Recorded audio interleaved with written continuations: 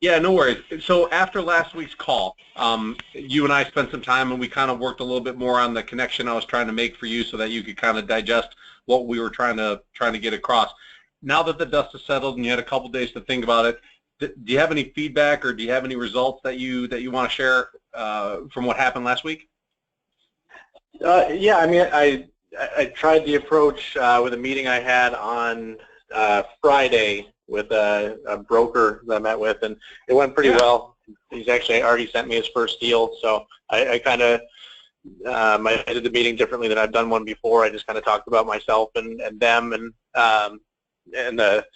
I didn't fully explain the triangle of trust thing because I'm still not 100% grasping it, but I used that kind of mindset, I guess, behind what I was saying, and I wanted to make sure his customers refer back to him and tell him how great of a job I did.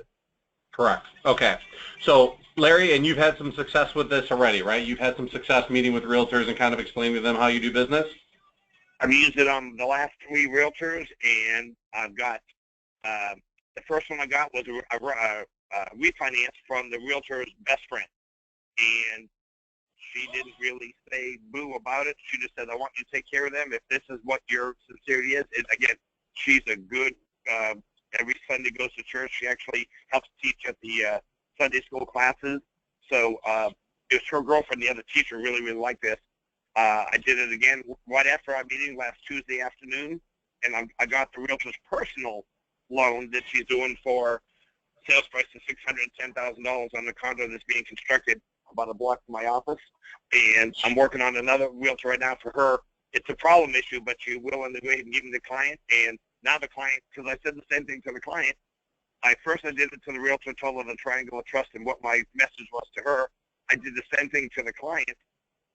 Now the client's leaving the realtor. She wants to just go with me and go with one of my other realtor teams. I said, no, let's stay in place.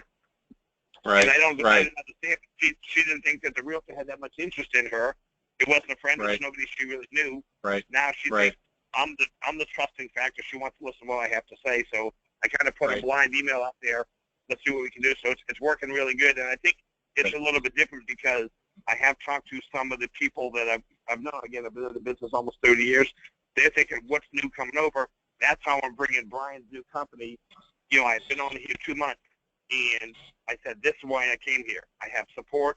I have a little bit better renewed faith, and I get a team to support me behind it, and this is what we're eventually going to be able to do for you. So it gives me a new reason to bring. I had, maybe for the first month or 6 weeks, a difficult time because I've been in the business a long time. I was with the last company a year and 10 months. And when I left with the opportunity to come to Brian, they said, why are you leaving Trustee again? But I'm in the same building. I'm 1 floor down below. And I said, look, my message is still here, and I'm still going to give you the good service and work hard in your deals. So this Triangle of Trust is a really good fit for what I'm doing now, and it helps me bring Brian back into it. So it's really helped. Right. So the message is not necessarily the Triangle of Trust, Scott, for you.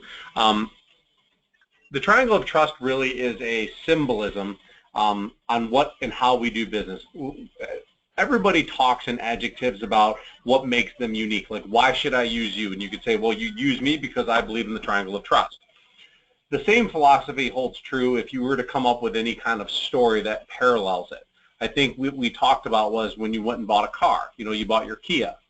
It was very similar in that respect, in the sense of if you understand how the client feels, and your number one concern is to get to the point where you and them have empathy and you can relate to them, you build instant credibility because they trust you. They feel like there's somebody there who truly understands them.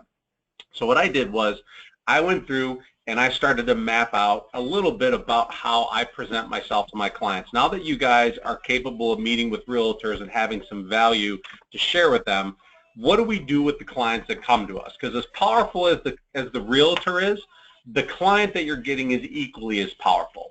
Do you guys know who a guy by the name of Gary Vaynerchuk is? Does that name ring a bell? Yeah, I know him. You know, he's a big blogger, right? He's a really big blogger right now, and like everything he talks about is really intense, and he's high energy, and the guy's just over the top.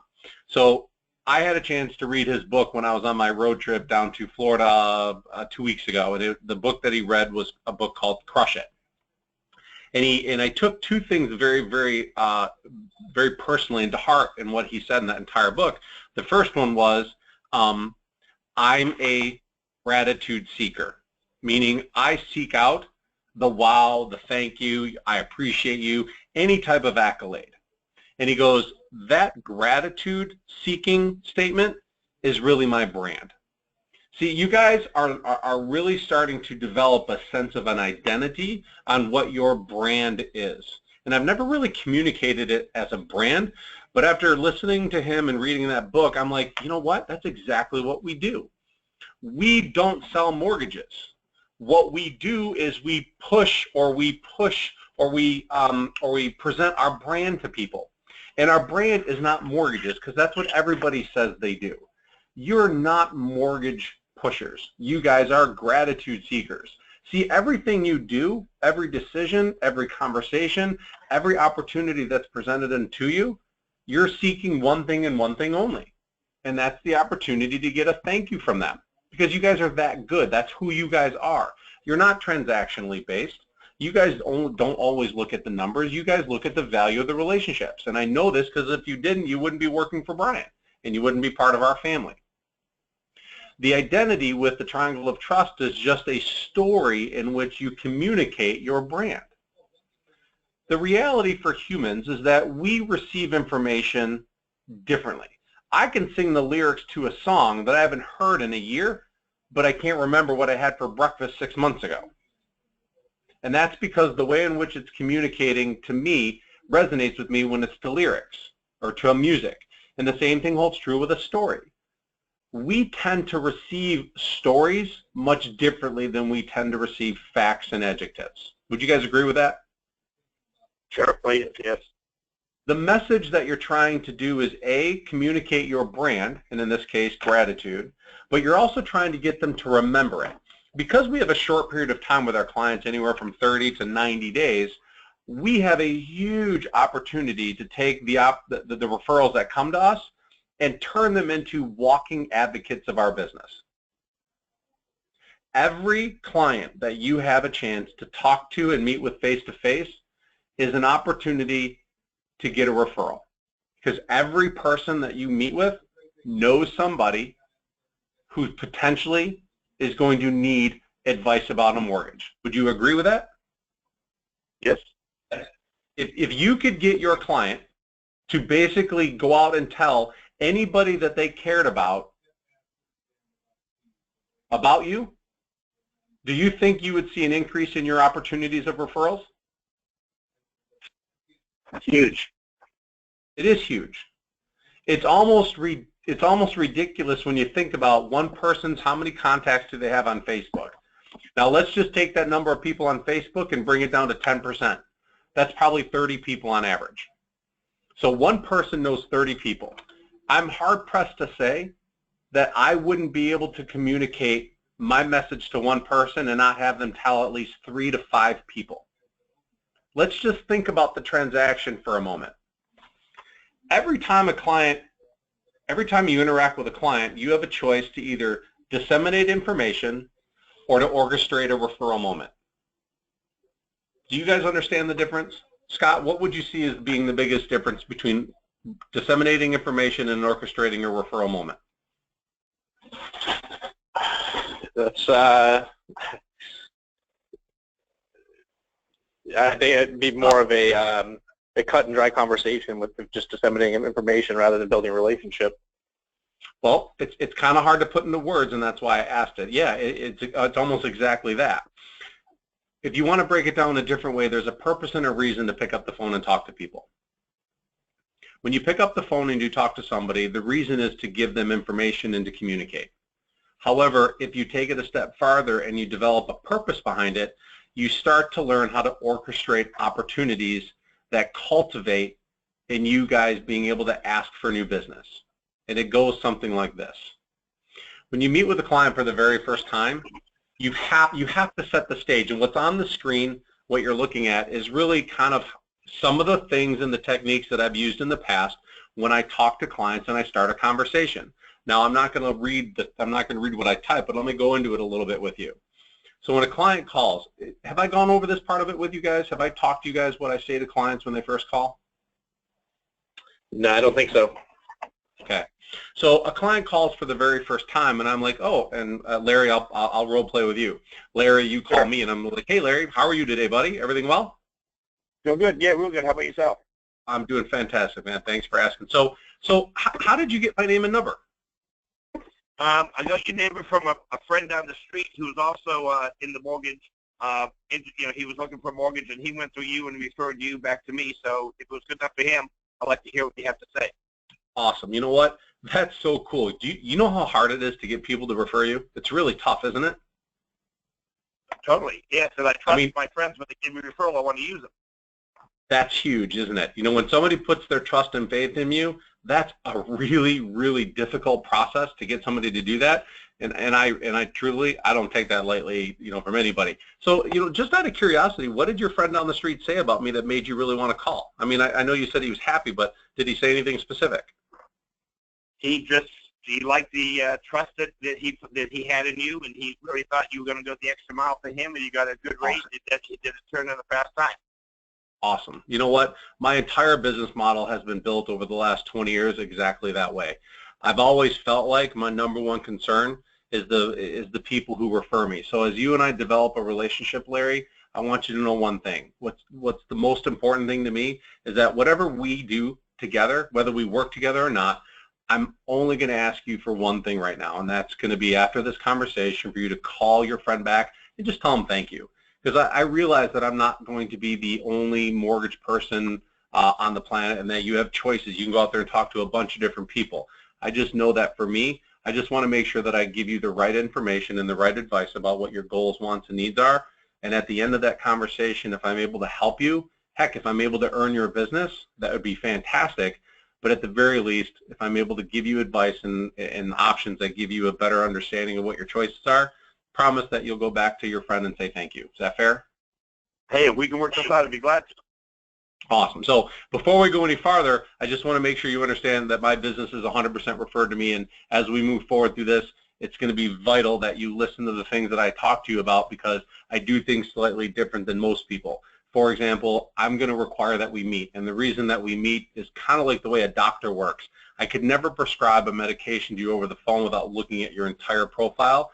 And so much like a doctor works, and you want right advice, right? You want me to make sure that I give you the same service and the expertise that your friend got. The only way I can do that is if we can schedule an appointment. But before we do that, I've got to send you some information and have you fill it out and send it back. Is that something that you can take care of for me fairly quickly? Yeah, I'd be really interested in that for sure. Okay. All right. So what you guys have just experienced is literally how every initial phone call that I took with a client went. How is that conversation different than the ones that you guys have with your clients? Well, you're asking, you went back and tried to support the referral that you just got from the last one, and he's more likely to go ahead and refer you again to other people. Two things. Yes, but the other thing is that I laid the foundation, A, that I want them to, I want to earn their business, I just don't need it. But more importantly, I wanted them to know that I care more about the person who referred than I do about their particular loan, which in their mind psychologically plants a seed that says he's not transactional. He wants and cares about me because he sees the value of who my best friend is. So I almost inherently developed a very high level of trust with this person within, what, less than a minute and a half of talking? Yep. The point of the message is the way in which I communicated starts the foundation for what it is that I'm going to be building for the face-to-face or the actual consultation. And this is key because I've started the process of seeking that agreement. You see this first line here where it says, I'm going to give you the permission to reject me? You guys see that on the screen? Yeah. This is probably, say that again? My computer just restarted on me by itself, so I'm not seeing it, but I can hear it. All right. So the statement that says, I'm going to give you permission to reject me is probably one of the most powerful statements that you can make in any conversation that you have with your clients in the beginning. Can anybody understand why? basically you're setting the tone that you're not a transaction person, and although this is important to you, it's not the most important thing to you. And I think they really want to go ahead and try to have a good, strong fit with you. Right. Anytime that you can tell somebody that you want to help them, but you don't need to, you take the commoditization out of it. You take the survival mode out of it. You take the conversation from you take it from sales and consumer to consultative consumer. When I talk to my clients and I sit down with them, and I don't use this over the phone, I use this when I'm belly to belly with them, I would always tell them, guys, you know what, before we get into all the numbers and paperwork, I'm going to learn so much about you and your family, probably more stuff than you've shared with anybody else in your entire life. And I don't take that lightly. And so to kind of make sure that the seesaw that we're on plays fair, I'm going to divulge a lot of information about you, about myself to you, so that you guys can get a sense of who's sitting on this side of the table. Before we begin, I just want you to understand one simple premise.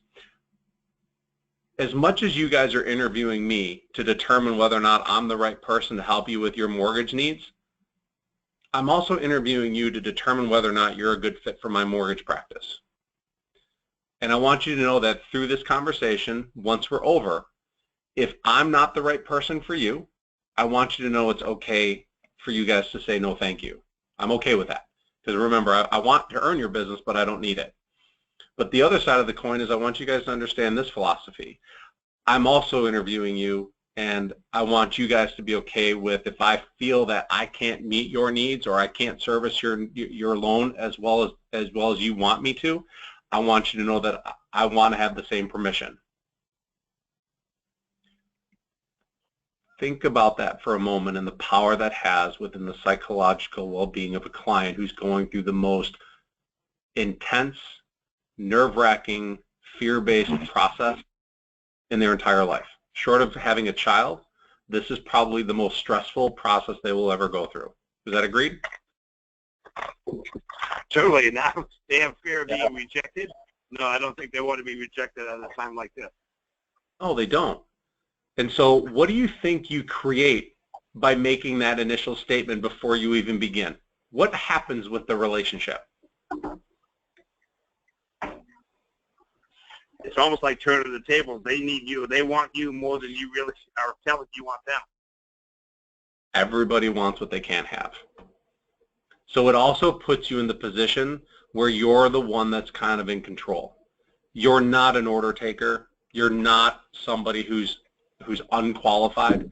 You're coming to them saying, listen, I have to make sure you're a good fit. My business is 100% referred, Larry, Scott. I can't afford to take somebody onto my practice and do an exceptional job for me, do an exceptional job for, and them not be able to be an advocate of my business. See, my business being 100% referred because your friend referred you to me, everything I want is based on how your friend referred you to me. I want you guys to become that friend. I want you guys to become an advocate of my business. But if I take you down this process and I can't deliver what you ask, what you need, it doesn't really help me, does it?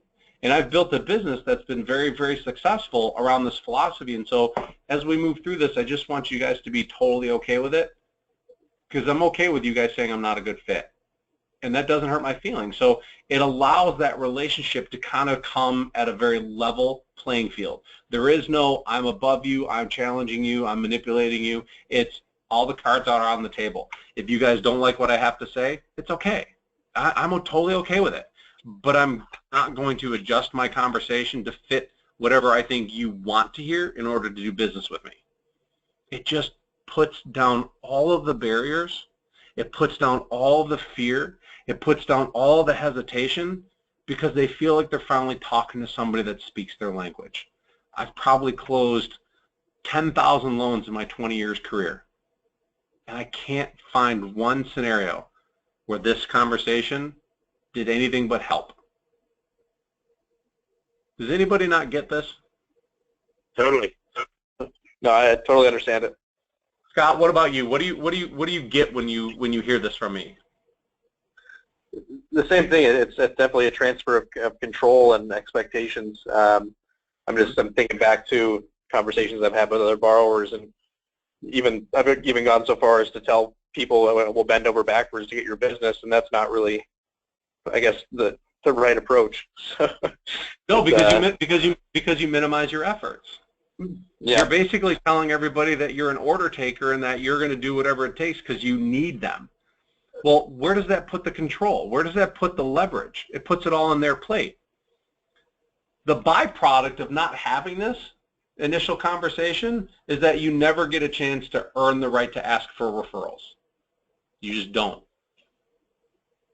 Because if you don't have this statement, you haven't communicated your value. You haven't told them that you're a doctor, or that you're a lawyer, or that you're a partner, or that you're a higher up. You've basically told them that you're a cab. I'm a cab driver. I can take you from point A to point B, but the cab is going to be lousy. I don't really care about you. I probably haven't showered in 10 days. My cab plays music that you don't like or listen to, and I frankly don't care what your luggage does in my trunk, and the car's not all that clean. But you show up to work every day dressed like a limousine driver. So why act like a cab driver? See, that analogy is a very good one because everybody can relate to it. Everybody's been in a limo, most people, and everybody says the same thing. Limos are awesome. They're clean, they're long, they're roomy, they smell good, sometimes they have cocktails. The chauffeur is always polite, he's well-dressed, she's well-dressed, they always handle me with care. But everybody forgets about one piece of it. You feel like a very important person when you get out of the damn thing. It feels kind of cool, right? And I'm promising you this, not a single person has ever said the same thing about stepping out of a cab, but yet the product is still the same, right? It's still a car with 4 wheels going from point A to point B. The problem is that we don't communicate our value. We don't tell stories that people can relate to. See, everything that I'm going through at this moment is about building up your identity so that throughout the process of buying a home, you've gotten their agreement to be an advocate of your business if you earn it. You've gotten their commitment to refer you to people that they care about. The facts are very, very simple, guys. For every 10 clients that you close or that you do business with, 80% of them would gladly refer you if you ask. But they won't ask or they won't receive that message if it comes across as salesy or if it comes across as disingenuous. So the statement that I'm giving you right here is the first step in laying a proper foundation to get people to see who you are and to differentiate you from other loan officers. Scott, you said it best. You've never had this kind of a conversation in the beginning with your clients. The truth is, Larry, I don't think you've ever had this conversation with the client, and you've been in the business for a long time. Am I wrong? No, I haven't. No, you're right. And I know I'm guilty of that. That's my problem. I've been taking it for granted that I did a good job and they'll come back to me. It did that for a while. And then when I had my own business, I had a little bit more reputation for this. And now that I've moved around 3 jobs in the last 5 years, it's kind of dropped off. Again, we've had more competition in here. And so that's why I'm going back to trying to refurbish some stuff. Not reinvent, but refurbish. And that's huge to re-ask for the business. Right, but this conversation holds true with any client that you meet with. Hell, you can have the same statement with any realtor. Any person you want to meet with about your business, this is a great statement to make in the very, very beginning. I need to make sure that you're, what's that? Yes, I agree totally.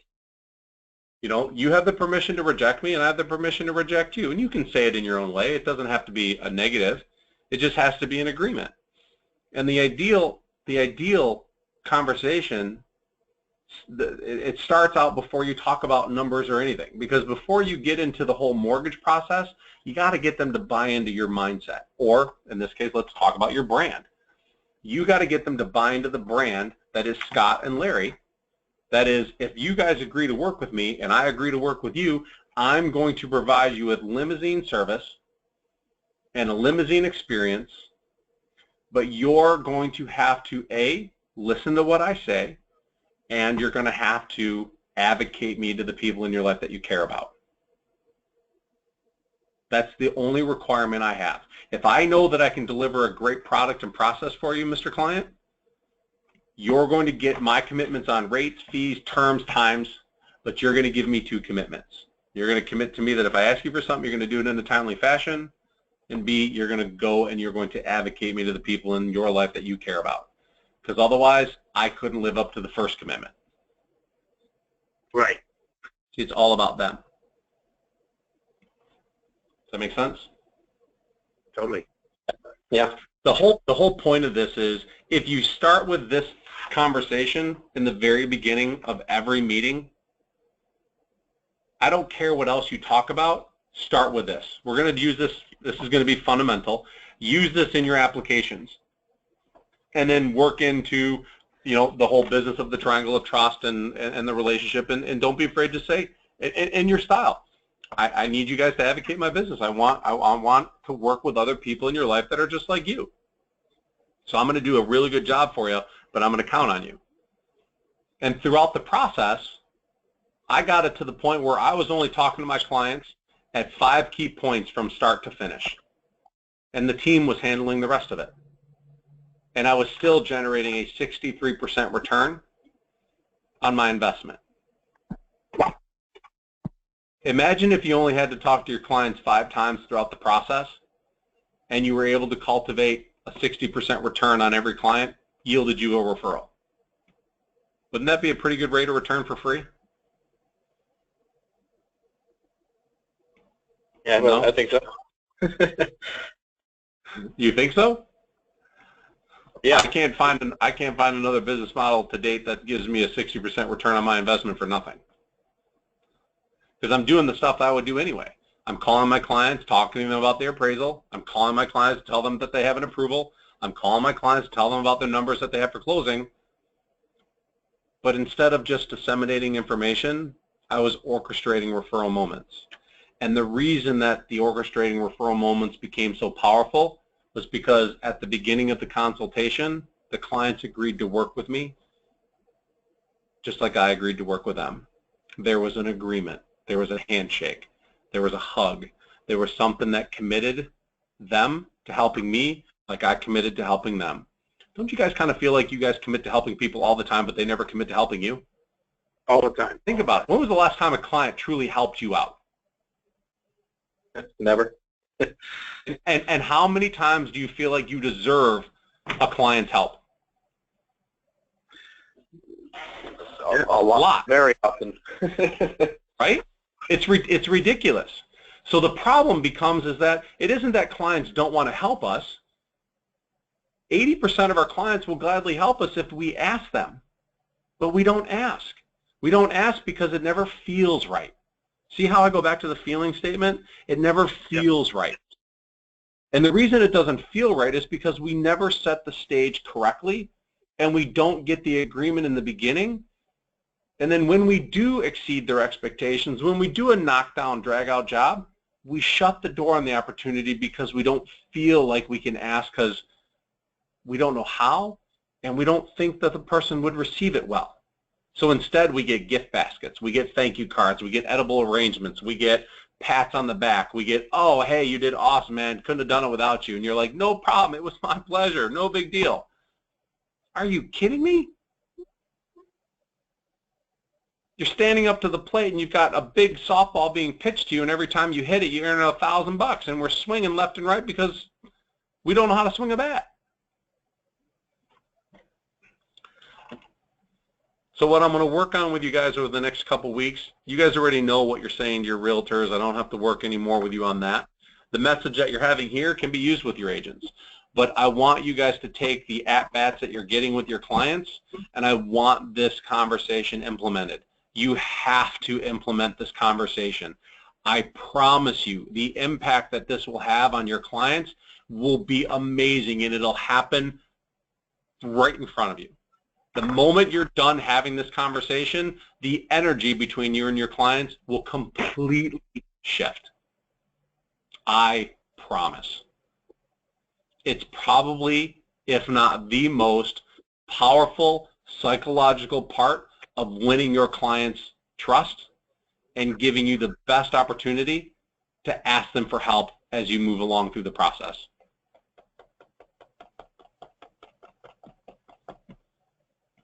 This make sense? Sure, yes. Yeah, it does. You guys have any clients coming in the next couple days? I'm going to work them. What about you, Scott?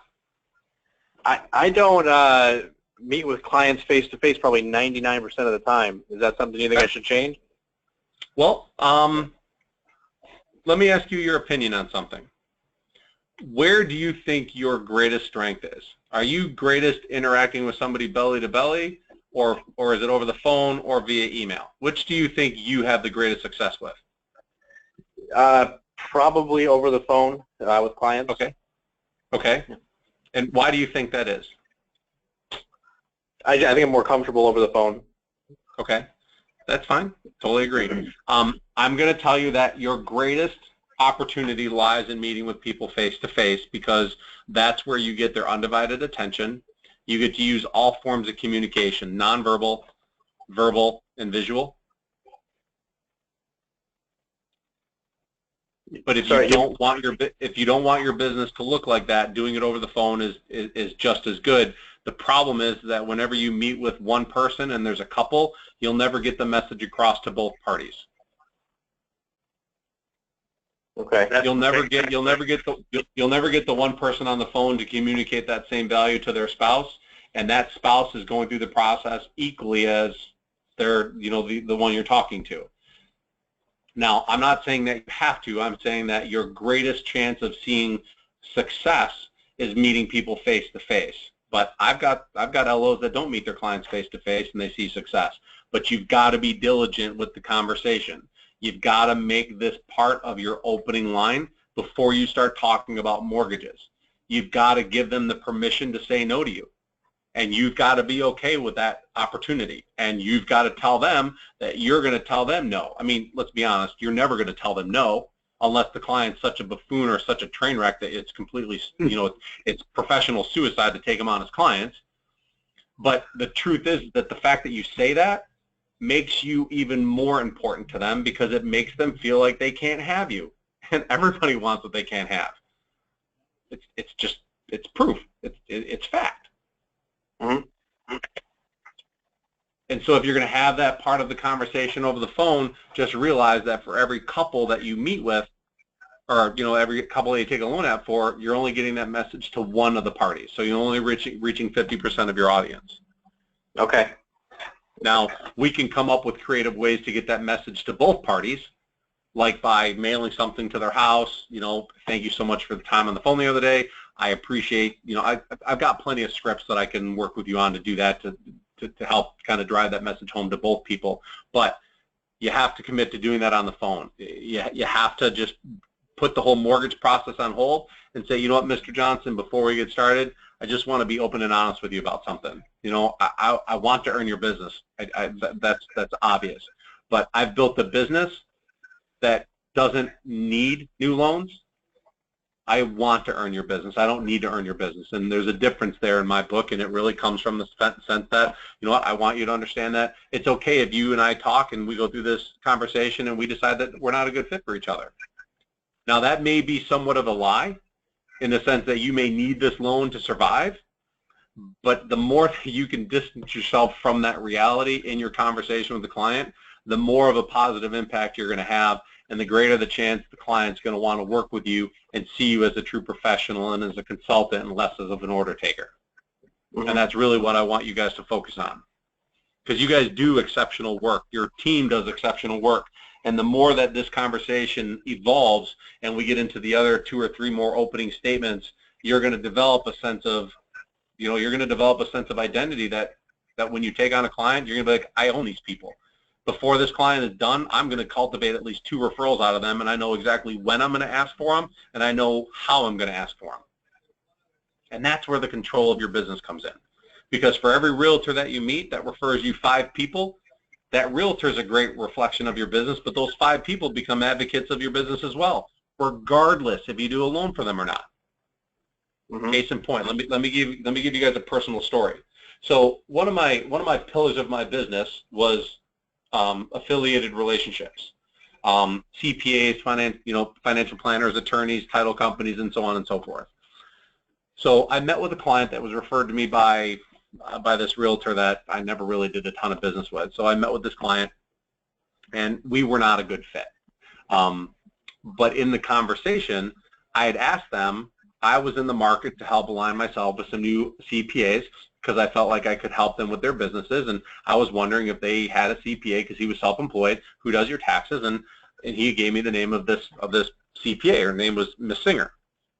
So I went ahead and I called Miss Singer and I asked for an appointment and I scheduled one. Well, in between me meeting with Miss Singer and when I got her name to begin with, that client ended up not getting a mortgage from me. It just never worked out. I don't know if I let him go or if he let me go. But I met with the CPA, and after meeting with the CPA, I realized that she did more corporate taxes and she didn't do as many personal taxes.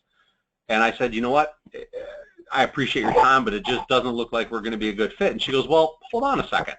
She goes, I have this other business. And I said, you have another business? And she goes, yeah, I do divorce strategies. And I go, well, what does that mean?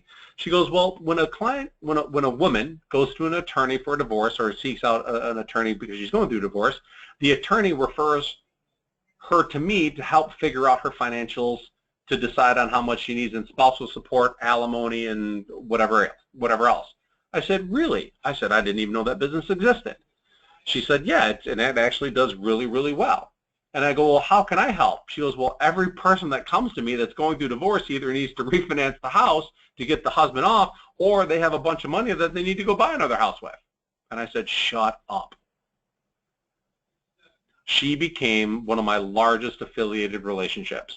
She had a steady stream of clients. They were all women. They all had either tons of money or plenty of equity, and they all had great credit. It was unbelievable. But I never would have gotten to that point had I not looked at that realtor, or had not looked at that client and dug deeper. And the client never would have referred them to me had I not established the relationship mindset that I have with my clients in the very beginning. It was okay if they didn't want to work with me, and it was okay if I didn't want to work with them. But look at what still came out of it. I didn't do the mortgage, but I was able to build a relationship with the person that was more than just the mortgage, which led me down the path of an amazingly fruitful relationship. Can you guys see that? Yes. Yeah. Every client you meet, every client that agrees to work with you or doesn't agree to work with you is a potential to network with and to expand your brand. You guys all have a brand. Your decision on whether or not you want to tell it to the people is ultimately yours. But for every person you don't tell them who or what your brand is, you're just slowing down the evolution of the success of your business.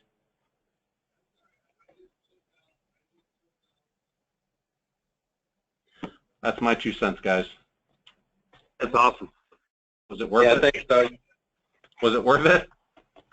Always, always. I really enjoy these. Let me ask you one thing. Are you going to send us this so we can print it?